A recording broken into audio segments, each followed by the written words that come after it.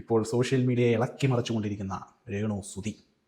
അപ്പോൾ ഈ രേണു സുധി അവിടെ നിൽക്കുന്ന സമയത്ത് ഇതൊരു കണ്ടനാണല്ലോ അല്ലേ. ഞാൻ ചോദിച്ചു, കാരണം അവരുടെ വീഡിയോ എടുക്കാനും അവർ പറയുന്നത് കേൾക്കാനും ഒക്കെ ആയിട്ടാണല്ലോ ഇപ്പോൾ ഇവിടെ ആക്ച്വലി ഒരുപാട് ചാനലുകൾ വർക്ക് ചെയ്യുന്നത്.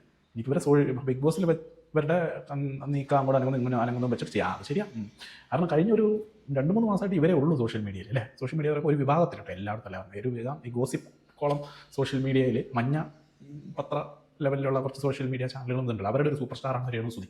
എന്തെങ്കിലും രേണു സുധി ഈ വിവാദങ്ങളിലൂടെ തന്നെ അവിടെ എത്തിയിരിക്കുകയാണ്. നിങ്ങൾ ആലോചിച്ച് നോക്കുക, ഈ കുറ്റം പറയുന്നവർ അവിടെ ഇരുന്ന് കുറ്റം പറയുന്നതെന്നല്ലാതെ എന്ത് കാര്യമാണ് ഇവരെവിടെ എത്തി?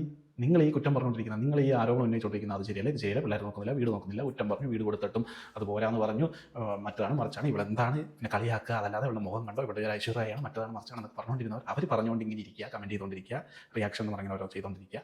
പക്ഷേ ഇവർ ബിഗ് ബോസിലെത്തിയടേ 18 പേരുടെ ഒരു കണ്ടസ്റ്റൻ്റ് ആയിടേ, നേട്ടമല്ലേ? എത്ര പേര് ആഗ്രഹിക്കുന്നു ബിഗ് ബോസിലെത്താൻ? വെറുതെ അവിടെ പോയിരിക്കല്ലോ, ഇതിനൊക്കെ പേയ്മെൻറ്റും ഇല്ലേ, നല്ല പേയ്മെൻറ്റ് ഇല്ലേ?